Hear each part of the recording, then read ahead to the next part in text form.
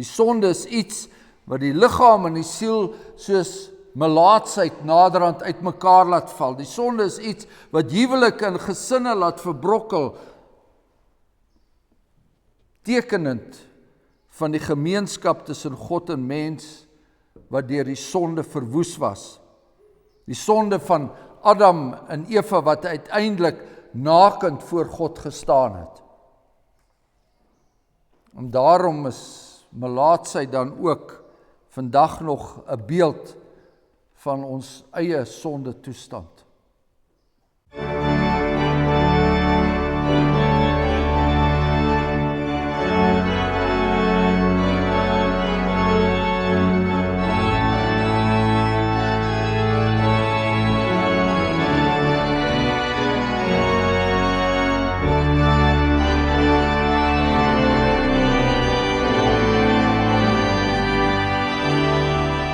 Kom ons bid saam. Driemaal heilige God, Vader, Seun en Heilige Gees, U wat onverpoost werk om U skepping tot volle wasdom te bring. U wat hemel en aarde geskape het, en U wat die planete daar gestel het in sonnestelsels, tot in die verste oneindigheid. Menslike ruimtetuie wat ligjare ver trek, wat met die sterkste teleskope kyk, ontstaan in verwondering oor die omvang van U skepingswerk. Ons staan in verwondering oor U genade dat U in een van die kleinste sonnestelsels 'n klein planeet uitgekies het en 'n klein mens daar gestel het en dat daardie mens in staat is om U te herken en U naam te verheerlik en hulle Here Jesus Christus as koning oor aarde en hemel en heelal te herken. 'n absolute wonder wat ons verstand te bowe gaan. 'n absolute wonder wat ons nie na reg waardeer en erkenning aangee nie. Ons kom vanoggend na U toe as van U kleinste deel van die skepping en ons kom na U toe en ons loof U en ons dank U. Nie net vir dit wat U gedoen het in die wêreld daar buite nie. Nie net vir dit wat U doen nog steeds om hierdie skepping te onderhou nie, maar ook omdat U 'n almagtige en 'n genadige God is, wat nie die mens oorgelaat het in sy sonde toestand nie. En ons dank U daarvoor, ons dank U vir hierdie oggend, ons dank U dat ons die geleentheid het om U 'n lofsang toe te sing. Ons dank U dat ons 'n God het na wie ons toe kan vlug. Ons dank U dat U vir ons 'n woord gegee het, dat ons perspektief kan hê in hierdie wêreld. Laat die Heilige Gees dan nou in ons spreek in die waarheid aangaande die Here Jesus Christus en sy verlossing in ons harte verkondig. Ons vra dit in sy heilige naam. Amen.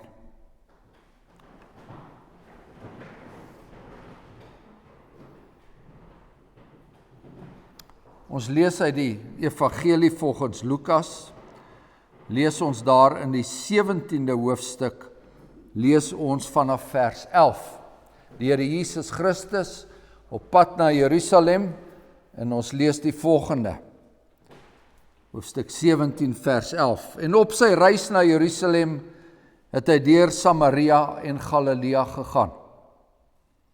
En toe hy in 'n sekere dorp ingaan, kom 10 melaatse manne hom tegemoet wat op 'n afstand bly staan het.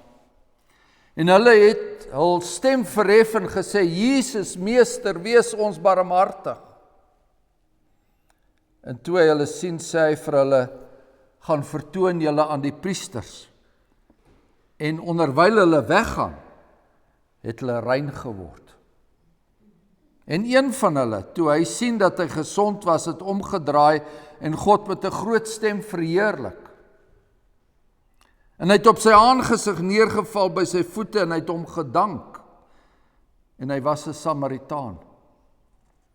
Toe antwoord Jesus en sê, het 10 nie rein geword nie, en waar is die 9?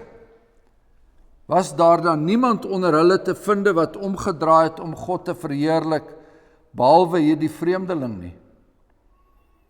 En hy sê vir hom, staan op en gaan, jou geloof het jou gered. Dit is die woord van die Here en ons lees tot sover daaruit. Lukas 17 vers 15. En een van hulle, toe hy sien dat hy gesond was, het omgedraai en God met 'n groot stem verheerlik. Liefde gemeente, daar is al by meer as een geleentheid opgemerk dat die kerk op die Sondag na nagmaal dikwels op sy leegste is. Ons het saam in die woorde van die nagmaalsformulier het ons 'n onderneming gemaak en daardie onderneming is dat ons met ons hart en monde die lof van die Here sal verkondig van nou af tot in ewigheid. En tog, na nagmaal is baie se plekke dikwels leeg. Hierdie is 'n algemene opmerking, nie gerig op hierdie broeder of daardie suster nie gerig op diegene wat nie vandag hier is nie, maar gerig op elkeen van ons wat weer op pad na die volgende nagmaal onsself sal ondersoek, reg sal ondersoek. Loof die Here o my siel en vergeet geen een van sy weldade nie. En dis presies wat hierdie Samaritaan gedoen het toe hy gesien het dat hy gesond was, het hy omgedraai en hy het God met 'n groot stem verheerlik. Nou Jesus en sy disippels was op pad na Jerusalem, dit was sy laaste reis na die heilige stad, en daar op die grens tussen Samaria en Galilea, eintlik 'n niemandsland kon ons sê, toe kom 10 melaatses skielik hom tegemoet hier buitekant die dorp.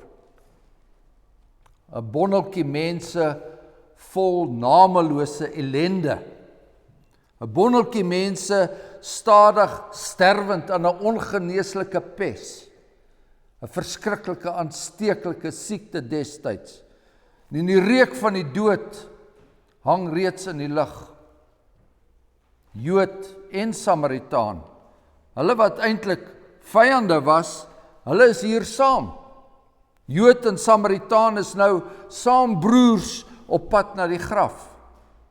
Almal melaats, almal sterwend. En wat maak dit dan saak of jy 'n Jood en of jy 'n Samaritaan is? Nou volgens die destydse wet moes die melaatse, as hy agterkom dat hy melaats is, moes hy uit sy huis uit. Hy moes sy vrou en sy kinders in die gemeenskap net so los, en buite die stad moes hy daar vir hom 'n plakkershut oprig. Buite in die stad moes hy nou in die ashoope krap. Moes hy vir almoese bedel. Almoese wat dan na hom toe of na haar gegooi was, soos jy 'n been vir 'n hond gooi. En as iemand naby kom, moes hy uitroep, melaats, melaats, moenie naby my kom nie, ek is melaats. En wat begin het as 'n klein seertjie word naderhand 'n liggaam vol swere, op die hande en die voete en die ore, die neus, die lippe, en alle reuk en smaak en gevoel verdwyn, uiteindelik ook die gehoor, terwyl vingers en hande en voete kort swart stompies word, soos die ledemate afvrot. 10 lewende lyke voor die Here Jesus en sy disippels. Geskei van vrou en kind, geskei van vriend en familie, geskei van die tempel en van die heiligdom. Geen geleentheid vir die melaatse om te offer nie. Geen lofsang op Sions hoogte nie. En daarom, broeders en susters, was melaatsheid nog altyd die beeld van sonde in die Bybel. Die sonde is iets wat die liggaam en die siel soos melaatsheid naderhand uitmekaar laat val. Die sonde is iets wat huwelike en gesinne laat verbrokkel, tekenend van die gemeenskap tussen God en mens, wat deur die sonde verwoes was. Die sonde van Adam en Eva, wat uiteindelik nakend voor God gestaan het. En daarom is melaatsheid dan ook vandag nog 'n beeld van ons eie sonde toestand. 10 lewende lyke voor die Here Jesus, verenig in hulle onbeskryflike ellende. Maar in hierdie geval is hulle ook verenig in hulle hoop. Ergens iewers het hulle verneem van hierdie Jesus, hierdie rabbi wat wonders doen. En hulle het hulle stem verhef en hulle het gesê, Jesus, meester, wees ons barmhartig. En die wat hom soek, sal hom vind, selfs die melaatses. Jesus kon saam met sy disippels, kon hy 'n wye draai geloop het. Jesus kon soos ons, as ons 'n bedelaar sien, 'n ander pad loop en 'n ander pad kyk, maar hy doen dit nie.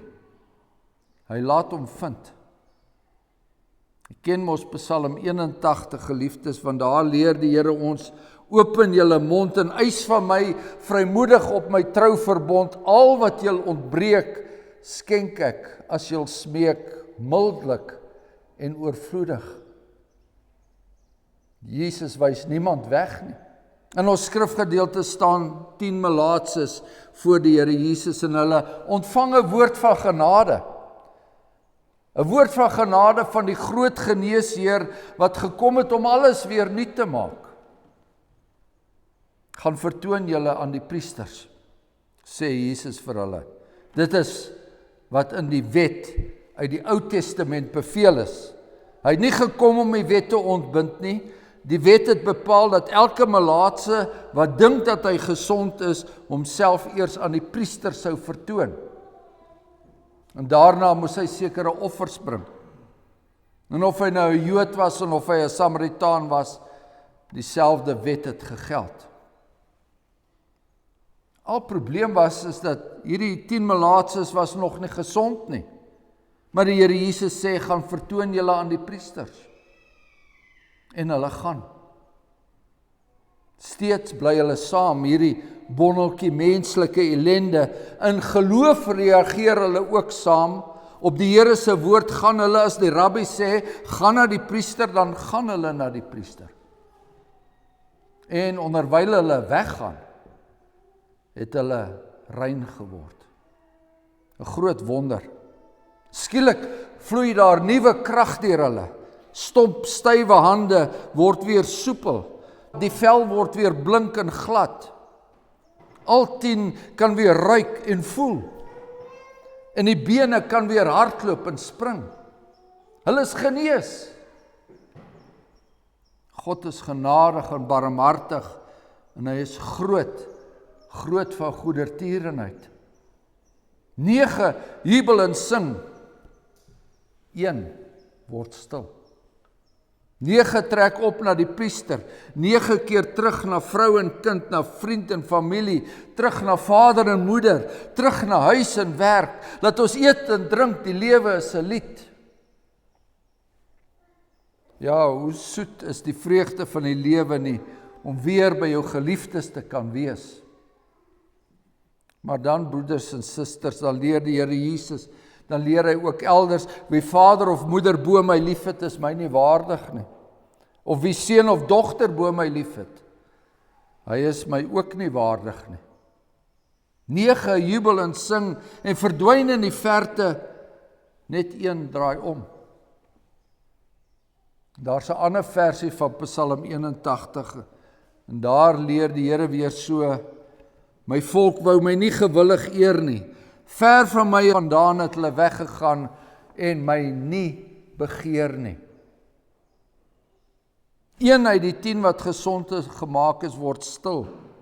Hy het ook gesinsbande, hy het ook miskien 'n moeder of 'n vrou wat vir hom wag, hy het ook 'n lewe wat geleef moet word.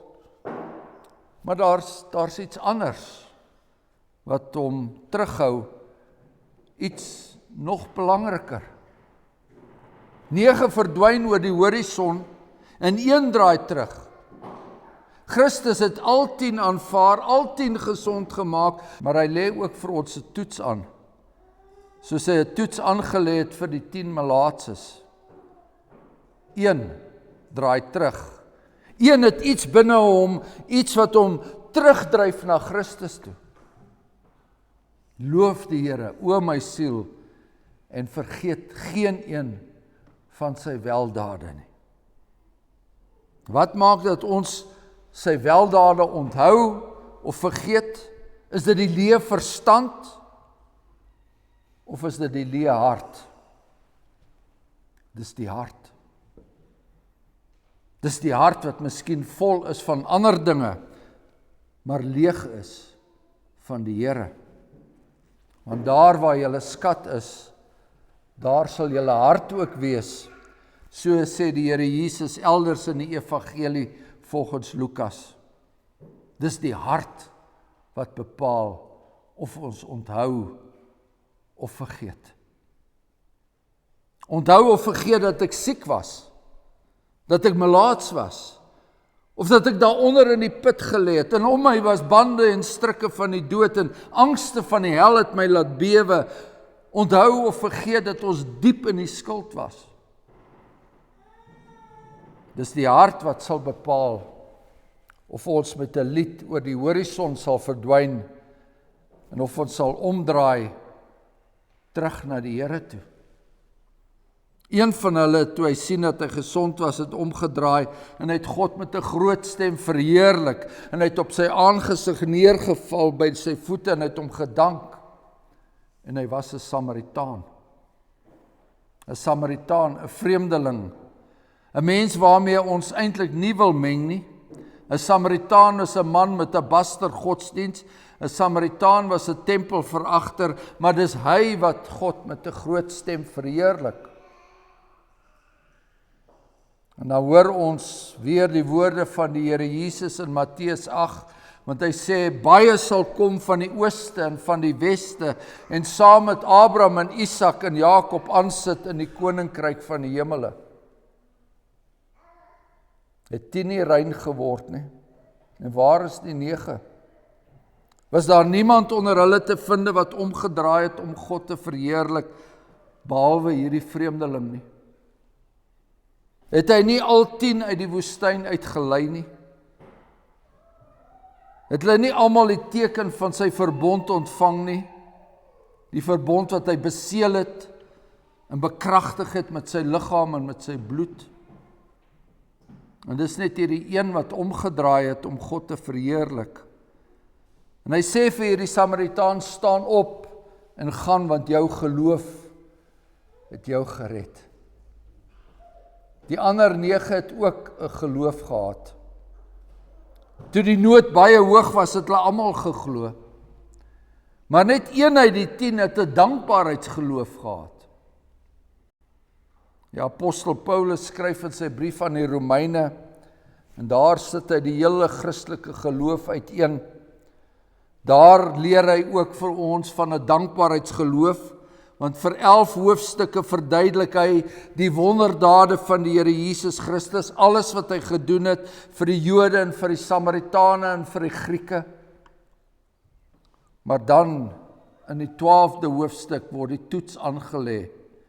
Dieselfde toets as wat die Here in ons skrifgedeelte aangelê het, want in hoofstuk 12 vers 1 skryf hy, ek vermaan julle dan, broeders, ek vermaan julle by die ontferminge van God, dat julle liggame sal stel as 'n lewende, heilige en aan God welgevallige offer.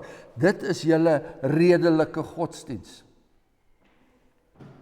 Omdat God hom oor my ontferm het, moet ek my liggaam as 'n offer stel en my hele lewe toewy uit dankbaarheid aan God.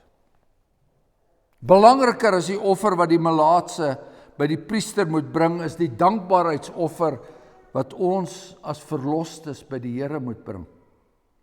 'n lewende, heilige en aan God welgevallige offer, ons dankbaarheidsoffer, sodat ons met ons hele lewe kan bewys dat ons dankbaar is. Dis die woorde van die Heidelbergse Katekismus.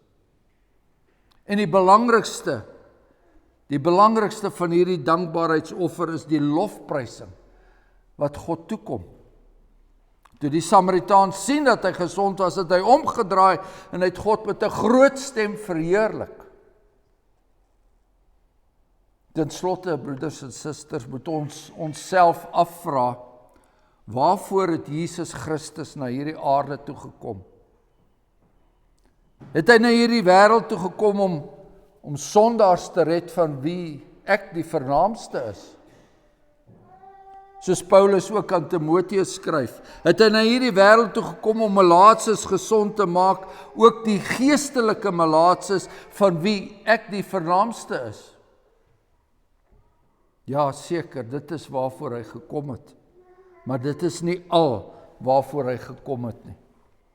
Sy redding het 'n verdere doel. Sy genesing het 'n verdere doel, 'n groter doel, 'n meer verhewe doel, meer as net verloste mense, meer as net 'n skepping wat nuut gemaak word. En daardie doel is die eer van God. Dis die verheerliking van God. Dis daardie doel wat wys na daardie ontelbare skare van wie ons lees in Openbaring 7, uit alle nasies en stamme en volke en tale, bekleed met wit klere, met palmtakke in hulle hand. En hulle het met 'n groot stem geroep en gesê, heil aan God wat op die troon sit en aan die Lam. Die lof en die heerlikheid en die wysheid en die danksegging en die eer en die krag en die sterkte aan ons God tot in alle ewigheid. En dan sê hulle amen. Sien nie ook die Samaritaan daar staan, geliefdes. Hy staan daar sonder enige teken van melaatsheid, met 'n palmtak in sy pragtige, gesonde hand. Die een uit die 9 wat teruggedraai het en God met 'n groot stem verheerlik het. En dan kom die volgende Sondag, al is dit 'n leespreek wat in alle swakheid gebring word. Maar dan kom hy, en dan draai hy om u God te verheerlik, met 'n groot stem te verheerlik. U kom oefen om uself reg te maak vir daardie hemelse erediens, om dit te doen waarvoor u eendag bestem is. Om dit te doen wat u eendag tot in ewigheid sal doen. Uit dankbaarheid kom u om God met 'n groot stem te verheerlik. Amen. Kom, laat ons dank.